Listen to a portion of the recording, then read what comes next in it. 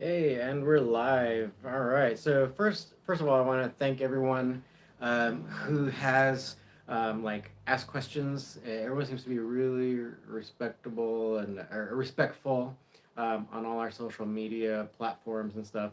I've been getting a lot of questions, even more so recently, about the differences between catch wrestling and jiu-jitsu in particular, because jiu-jitsu is so popular and it's just like really everywhere nowadays.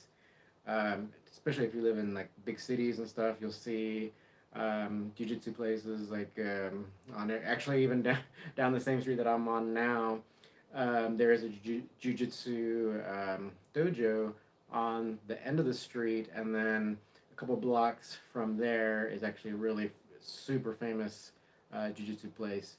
Just a few blocks more over, right? So I'm in LA, right? So we have a lot, right? So just want to thank you, first and foremost, because I think we've been having some good conversations, and you guys have been bringing up some good points. And so I kind of want to take some of my point of view to kind of explain a little bit more, especially in a live video format, so we can kind of talk about it a little bit easier. So feel free to ask any questions at any time. Type it in, and I'll try to answer them. So I'll kind of give you some background too, where I think one of you guys in particular, I remember this week was asking about guard and stuff. Um, oh yeah, because of the video that we released earlier this week was about using catch wrestling to pass guard.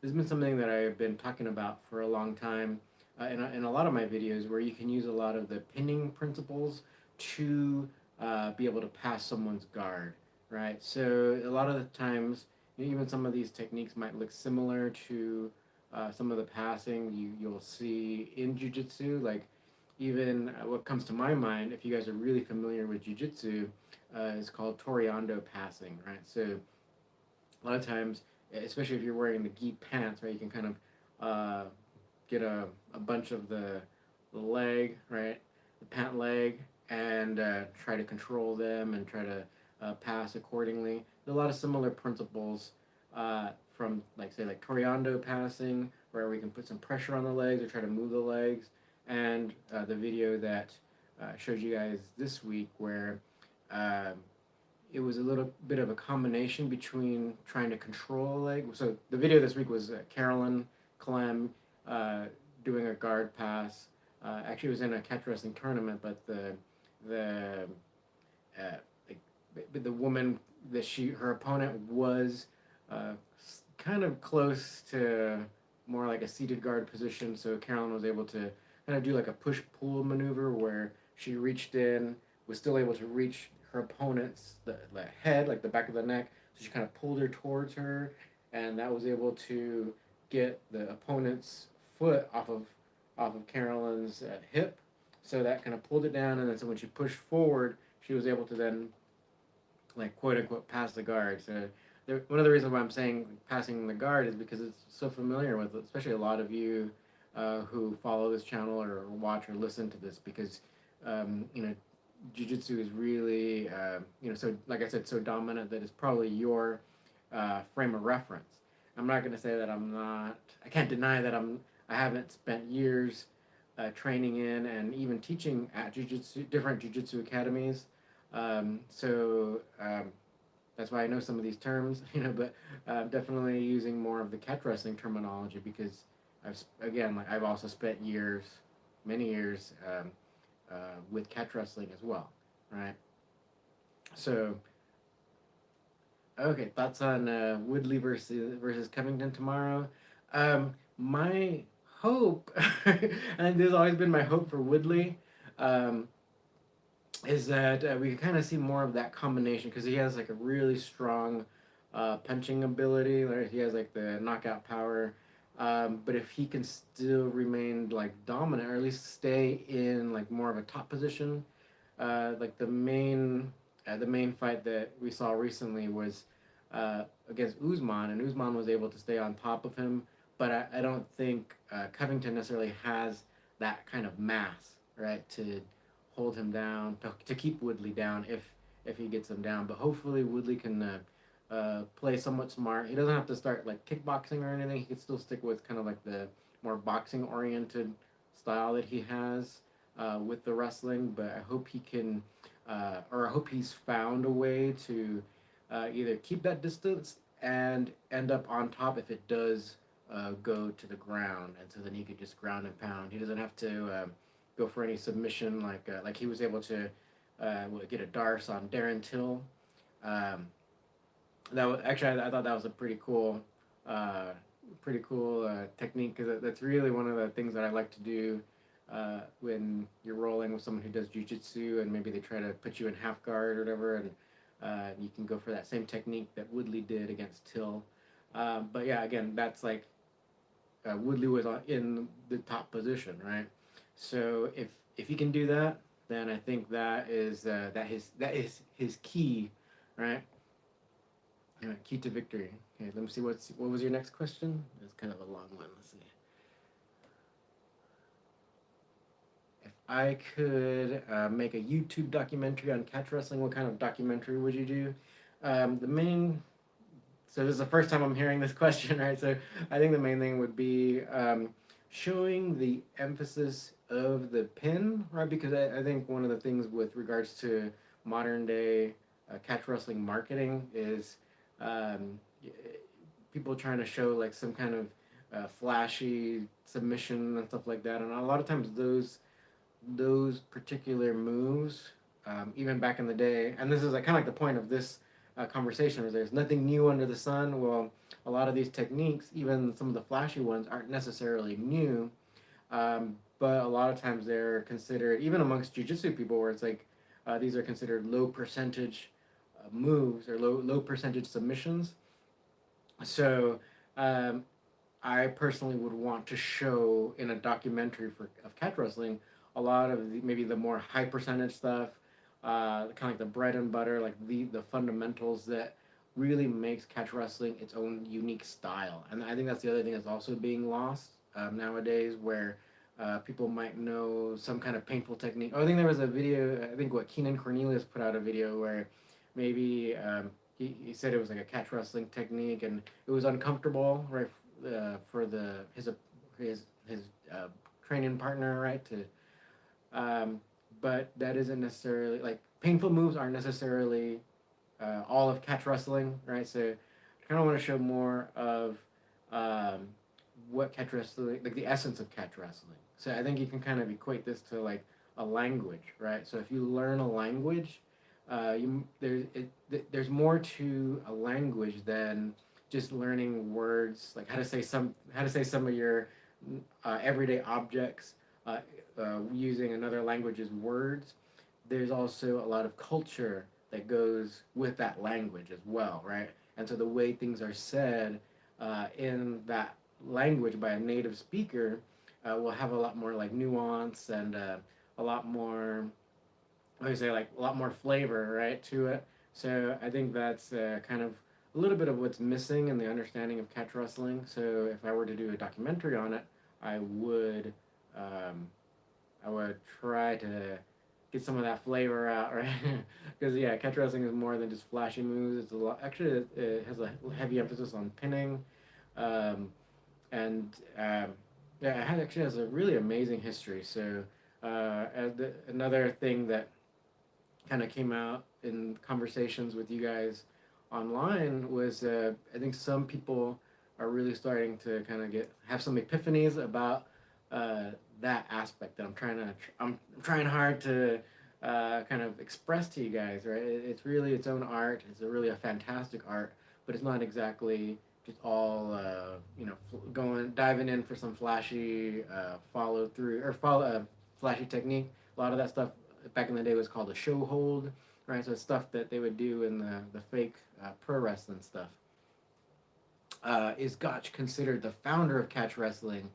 No, he is definitely not. He's far from a founder, right? So again, it evolved in the Lancashire region. So catch wrestling evolved, and it was called Lancashire wrestling, or it was one of the names of it, right? Because it developed in that region of of England, and it was its own style, and it did evolve a little bit, right? Because you know, going back, you know, early 1800s, even 1700s, the types of exhibitions or like martial arts stuff that they would do in the Lancashire region could have been a little bit more aggressive, a little bit more violent.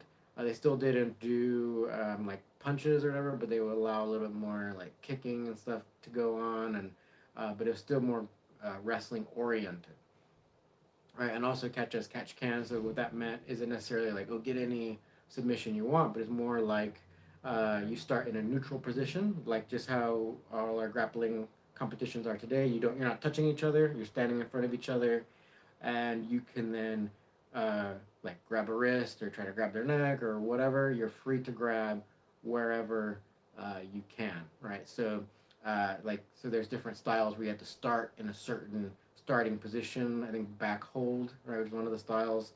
You actually have to start basically like hugging your opponent, and then you can try to go for a takedown there, or say like the French wrestling, the Greco-Roman, what we call Greco-Roman nowadays. You can't grab the legs, stuff like that. So catch as catch can was more of like that neutral starting position. Um, okay, so on to the next. Oh yeah, so yeah, basically Gotch came way way later, right? He's in the 1900s. Unfortunately, he died young, right? But yeah, he met, right, Farmer Burns, right, who was already a catch wrestler, and so Farmer Burns also got beat by the British wrestler, um, and you know, subsequently learned a lot of like the real thing after that, and then Burns was already wrestling, and then Gotch met him, right? So Gotch had been interested in grappling, or you know, being a professional wrestler, um, and then you know, later on he was able to meet Gotch or meet with Farmer Burns, and then Farmer Burns became his coach, right? So yeah, Gotch is not in any way a founder, but he's definitely one of the most important American wrestlers, right? Let me see. Yeah, we'd love. So one of the questions was about whether we can go to Texas to do seminars. Yeah, we'd love to. If there's like if anybody will have us, just reach out and we can organize that. Um, Thoughts on Kazmat Chimaev's grappling? Actually, I haven't seen as much of. I've been hearing the name a lot more, but I haven't followed that much. I haven't watched as many of the fights recently, just because yeah, I think also because of COVID and all that stuff, it's like sometimes you just lose track of time, and I miss a lot of the shows. All right. Any chance you can discuss the major shift around the world as grappling competitions become more common and diplomacy through martial arts was inspired?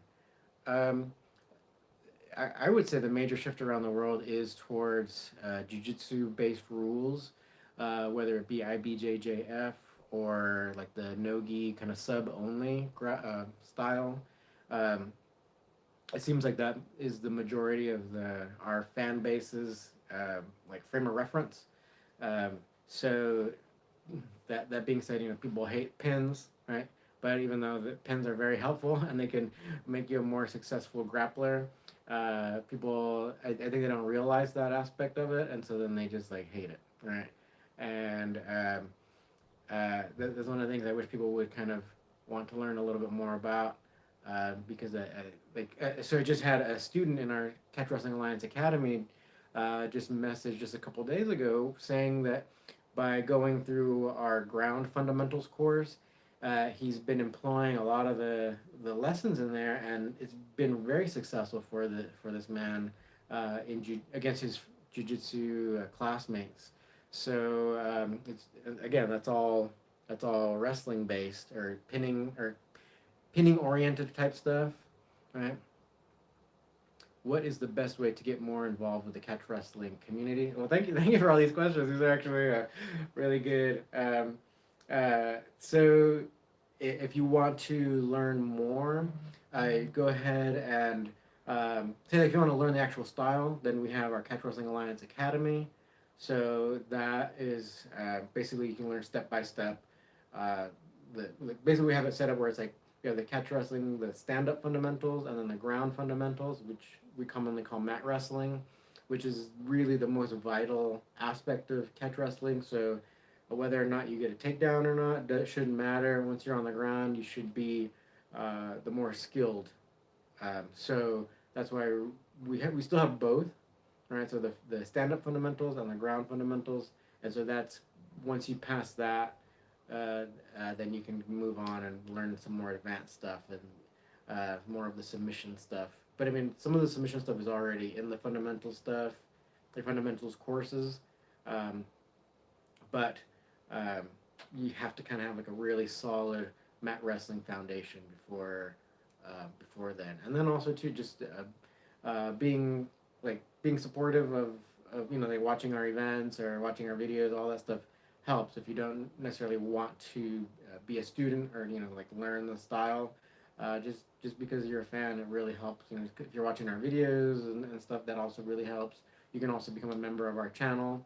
That also really really helps because putting on events costs money. So usually we have to pay for the venue and a lot of camera stuff and lighting stuff, all that stuff costs money. So your money would go directly into those, funding those. All right, so yeah, so and just keep in touch on our social media platforms, whether it's here on YouTube or Instagram or Facebook, even Twitter. You guys seem less active on there, but doesn't matter. Anyway, we'll get your message. Okay, let me see any other. Uh,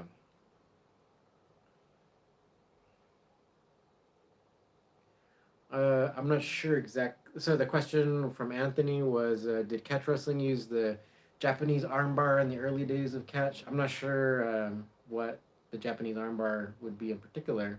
If you could, yeah, I'm not sure. I'm not sure. Maybe we can do a video about that later.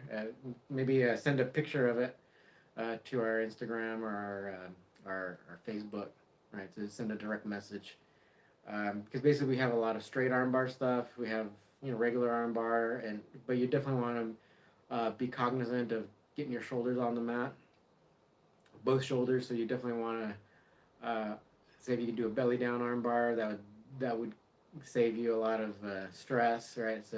So just in case the person is able to get out of the armbar or is able to defend it, you don't end up pinned, right? So that's the one thing about armbars that you want to be aware of, right? The other, I kind of want to tell you guys some other stories too. So I used to teach at one of the Cobrinha affiliates. So it's like a big time jiu-jitsu school. If you guys don't know who Cobrinha is, I'll bring you up to date. He's like he's if you're really into jiu-jitsu, he's a legend. Really, he's not like a heavyweight, but he in his weight, he was able to win like all the major jiu-jitsu tournaments, and his crowning achievement was winning all five like jiu-jitsu tournaments, like our grappling tournaments in the world. So that includes like gi stuff and no gi. He won ADCC and all that. Um, so anyway, I was teaching at one of his affiliates here in West Los Angeles, and going back to the whole thing about nothing new under the sun, where it's so a lot of times saying sport jiu-jitsu nowadays, berimbolo is like a huge thing, and then practicing that is major. But even in my no-gi class that I taught there, I had one student who trained a lot with Marcelo Garcia. It was a student who lived in New York, trained with Marcelo, and then got a job here in LA, and I referred to it as a Granby because it's really similar to a Granby roll. It's almost I think it's just some of the functions are a little bit different in jiu-jitsu, and so I'd totally be fine just calling it a berimbolo. But when I used the word Granby, then the student was like, "Oh man, that's what we called it at Marcelo's. We didn't call it berimbolo." And like that's even though it's like an anecdote, I'm still kind of like offering that to you guys just to kind of let you know and like how put simply, it's like a lot of these moves, like where there's even like hieroglyphs in the Egyptian tombs and stuff of a lot of these moves. So they're not so completely foreign from each other, and I think there's one person who commented earlier this week, uh, uh, kind of talking about like almost as if jujitsu guard is like something that's like almost like completely jujitsu created and all that, which isn't necessarily the case as well. I mean, because even jujitsu, what's like started in the 1920s, still based off of like judo and the traditional jujitsu. So, um, uh, but that being said, also guard has a name in catch wrestling. It's called body scissors. Body scissors would actually have a little bit more of a different function, like a little bit more aggressive, where you'll try to put a lot of pressure on the person's ribs as well to try to maneuver them. But there's still a lot of like kind of overlap, um, and so I guess the next point would be that you shouldn't think, because I think that's one of the things that's been coming up a lot, where it's like people think like, oh, well, then catch wrestling might not be as useful against like a high level jiu-jitsu competitor. And I believe that it can be, but a lot of times is maybe you kind of have to have a good amount of experience, and you kind of have to see these other techniques perhaps, where maybe you can see what like the different trends in jiu-jitsu are, and you can kind of, if like, you can kind of identify like the root, or like kind of like the essence of these different techniques, and if you can understand these, yeah, so like if you can kind of see the Granby roll and the Berimbolo, then you'll know better how to defend it, or how to attack it, or how to prevent someone from going, doing a Berimbolo or a Granby. So I think that's kind of my main point there, right? So it's not like modern sport jujitsu is like something just like way beyond whatever like any that anybody can beat. I mean, that's just not true, right? And I think you're kind of seeing that even with some other like really popular jiu-jitsu coaches. I mean, they're not saying we're in. Well, some of them are saying they're inventing stuff, but some of them aren't. They're talking about how like they're trying to refine like these old techniques and to try to make them more applicable. So um, that's kind of my point, right? Um, Thank you for all these questions, right? What is the overlap between Sanda and catch wrestling? Sanda has the takedown, so it's like it has a top-down approach. Yeah, it um, has a lot of the same takedowns as catch wrestling, and in particular, like the British style catch wrestling, which is much more throw and like slam, like spectacular throw oriented than even like the kind of what the Americans would do. Americans um, tend to just really want to try to dive in, like do what's called like a leg dive, or just try to shoot him for a single leg. And if you fail, great. Right? If you don't fail, that's great too, because you're both on the ground and you're ready to mat wrestle. So Sanda would have that big of an overlap with the kind of the British style, right? But um, again, like for Sanda, once you take the person down, and it's on the rules. You have to stand back up and start neutral again. So that'd be the other thing. So keep on asking questions. Let's see what else. Um, let's see. Taquero Man 91. Uh,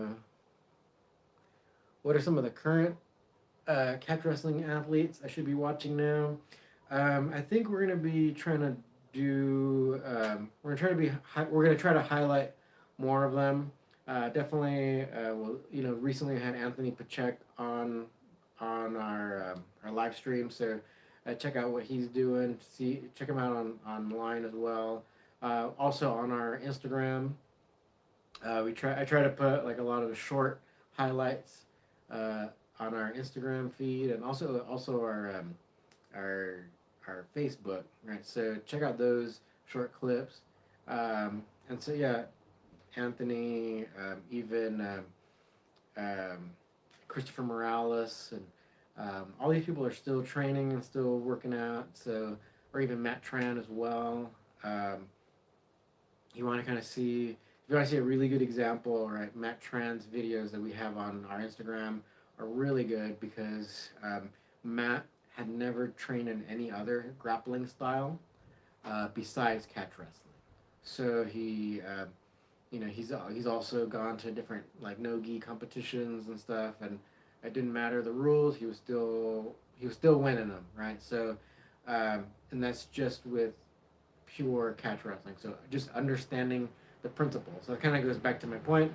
Nothing new under the sun, but just as long as you can kind of recognize these principles or understand these different types of moves enough, you can block a lot of people's escape attempts, or you can trap them in different submissions based on knowing the principles, right? So again, it's not all about how many techniques do you know. Really, it's about how well you understand the principles, and that's really, I think, at least in my opinion, that's going to be one of the main keys to victory. Really, because people might throw some kind of crazy jumping thing at you, but as long as you can keep a good base, keep a good stance, you can kind of counter well enough.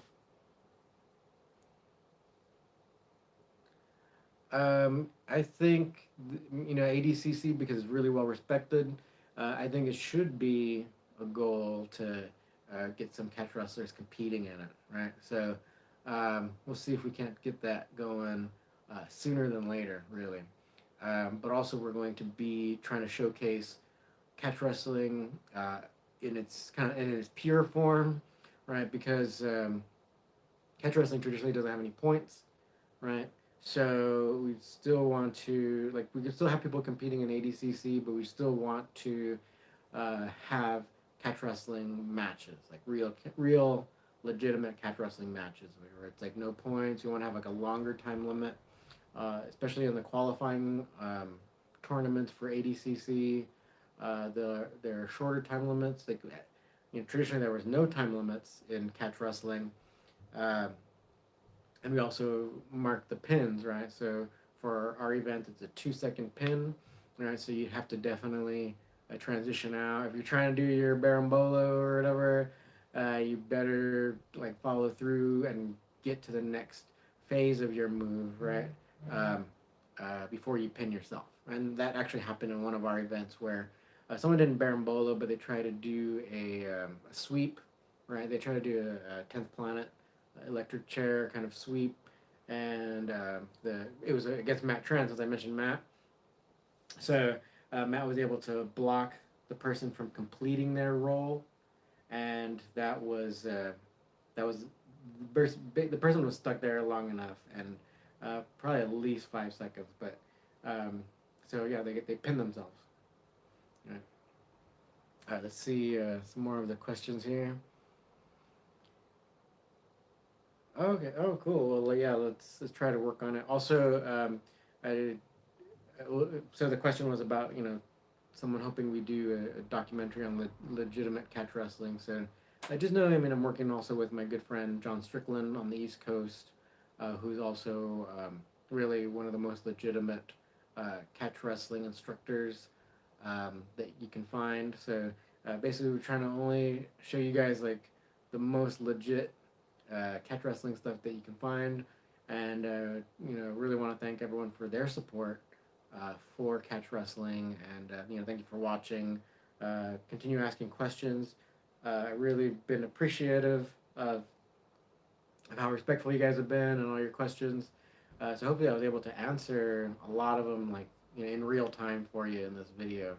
And also let me know if there's anybody you'd like me to talk to. I like having the conversations, so you guys can get some other points of view, from different people. Right. So William Woodward asked a question about, is any way we can start a network um, to try to like be or meet up with local people. It depends. Right now, it's like in a way we're kind of global anyway, right? So, um, we'll see what we can do. Maybe even start a Discord server or something where everyone can message. In our Catch Wrestling Alliance Academy, we do have like this chat room as well, but maybe something where it doesn't seem to give out notifications if someone like comments or whatever, post something. So maybe we'll try to do something different. Maybe something with Discord, or 'cause that seems to be where a lot of people are nowadays too. But yeah, we'll keep talking about that as well. And then let me see. Someone else had a question. Taquero man. No, I mean John Strickland. So he's asking if Sean Strickland, the MMA fighter. Um, no, I mean John Strickland. Um, and so you're asking. Oh, so you guys are still talking about trying to find a way online to talk about it. So, or like to kind of network a little bit more. So yeah, we'll try to work on that. Um, if most of you guys are on Facebook, we can do that. I personally don't like Facebook, um, but I know a lot of people around the world are on it, so I have to respect it for that. But yeah, maybe we can do a group. Maybe in the comments, like just let me know where your preferred meeting place is, and then we can try to set something up on that platform. Actually, that would be good. So wherever the most of you are, then we can go there. All right. So the next question was there any upcoming catch wrestling events? So we just had the other one in Las Vegas last week. It was where my student Carolyn Clem just really took it to a very experienced grappler of 10 years, Jolene Hex. She really put a hurting on her, so that was great. That's also in our members section of our YouTube channel. If you guys want to become a member, you can see the whole match there. But we will try to work on continuing having more events, right? So, especially now during COVID, I think personally, I think it'll be a little bit easier because then you don't have to manage a live audience. So we can continue putting on events, hopefully really soon. And so we just have to organize who can be here and stuff, so we can have a good amount of matches for you guys.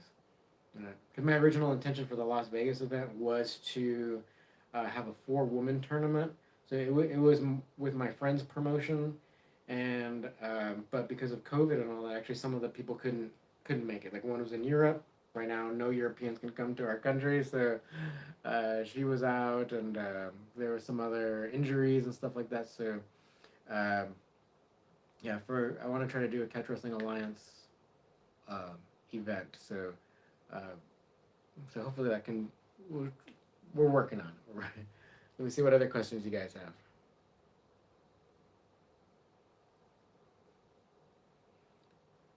Let me see. So with regards to ranking in catch wrestling, that's really more between you and your coach.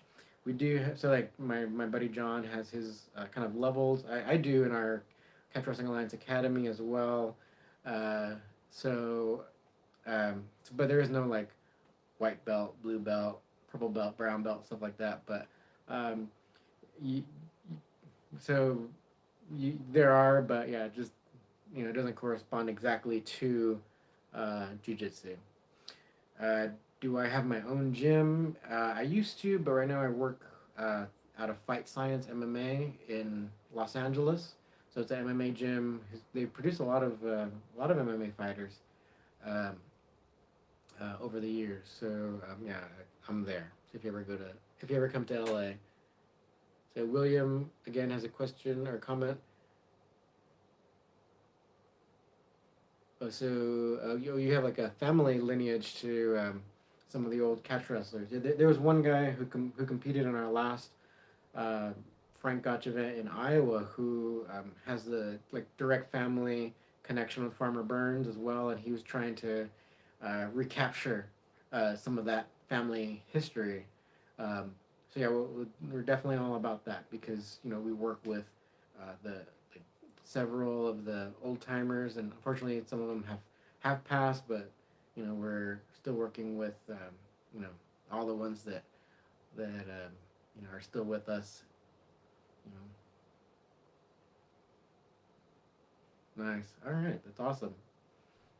All right, do you guys have any more questions? Um, yeah. So ultimately, I mean, there's going back to my original point. There's nothing new under the sun, like the the passage in the Bible, right, in Ecclesiastes. Um, so you want to kind of be thinking that way with regards to grappling. Catch wrestling is its own style, though, but basically it's like you could think of it like I said earlier. It's like it's really its own language, its own grappling language. So its own style, its own flavor, and if you can understand a lot of the essences or the fundamentals of different types of moves, you should be able to still use like your catch wrestling base to overcome attacks from different styles, regardless if it's judo or jiu-jitsu or Greco or freestyle, whatever. Um, and so catch wrestling in particular should be able to give you that edge in competition. And in class or whatever, if you're say if you're studying catch wrestling and but you train out of a jiu-jitsu gym, it still should give you that edge, right? Are catch wrestling and luta libre connected in history? Yeah, catch wrestling traveled to Brazil, or at least some of the professional wrestlers, and that's kind of like the debate that's going on. Um, but the thing is, so like I kind of mentioned earlier, where it's like a lot of people don't like the pin. Luta libre has kind of have that. It kind of has the same uh, idea. Or if you watch a lot of footage of luta libre, you'll see where there's really no pin, right? Um, it looks a lot, at least in my opinion, closer to just regular nogi. But yeah, there is that connection. Yeah, definitely. Um, all right, I think I've talked your guys' ears off enough. Let me know in the comments what you'd like to hear more about. But yeah, I want to just, I'll also try to bring on some more, different guests to kind of give their perspective on training and catch wrestling. And also let me know if you guys wanted to do some kind of networking on any of the platforms. Let me know. Some of you guys mentioned Reddit, Facebook. I mentioned Discord because there's a lot of people on Discord. Um, but yeah, you tell me. All right? Okay, so thank you for watching.